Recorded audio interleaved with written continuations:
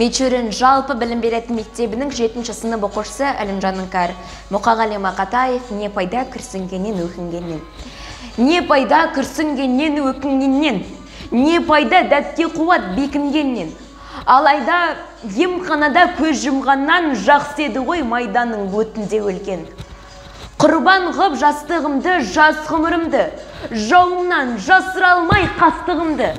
Жанымды аямаған жауларымнан ала жатар едім ғой жастығымды. Өкінбен, мұнайманда өксімеймін. Өмірім осылай-ақ өтшімеймін. Алайда ала сапырын тіршіліктің алдында күресе алмай тексілейдім. Күнін керіп жүрегім жоқ жетім қылдың. Бірақ та не бітірдім, не тындырдым. Шөп жинаған ініне суырдайын әйтеуір тіршілікке бетім бұрдым. Қарасаз қара шалғын өленде өстім. Жыр жазсам оған жұртым өлендеттін. Өлсе өлер Мұқағали Мақатаев, өлтіре алмас алайда өленде ешкім. Туған жер сағындырды келдесіме.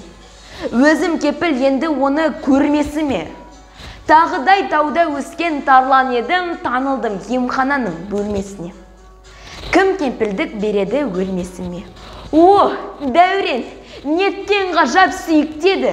Жайылған жасыл манда киіктері, отырған оңашада биіктегі.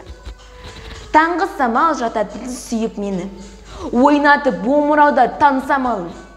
Мен алға шыққан күнді қарсы аламын, мәңгілік сол биікте қалып қоймай.